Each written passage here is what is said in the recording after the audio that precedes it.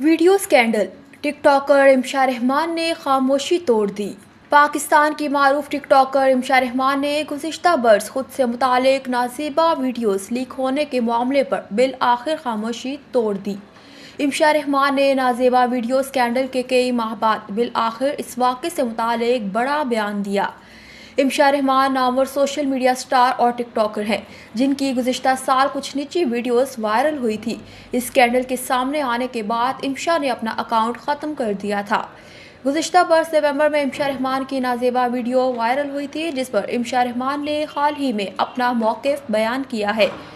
इमशा रहमान का कहना है कि इनसे मंसूब ये नाज़ेबा वीडियोस जाली हैं जो इन्हें बदनाम करने के लिए वायरल की गई थी। टिकटॉकर ने वीडियो स्कैंडल पर खामोशी तोड़ते हुए मदाहों को इसके नतीजे में पेश आने वाली मुश्किलात से भी आगाह कर दिया। उन्होंने कहा कि मैंने इंटरनेट पर ये वीडियोस देखी जिन्होंने मेरी पूरी ज़िंदगी तबाह कर दी। मैं यूनिवर्सिटी नहीं जा सकती, मैं लोगों का सामना नहीं कर सकती, मुझे जान से मारने की धमकियां भी दी गई।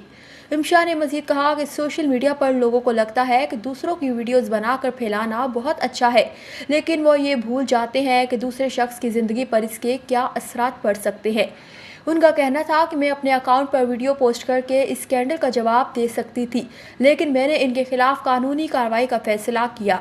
हमारा कौमी अदारा FIA बहुत बासलाहियत है।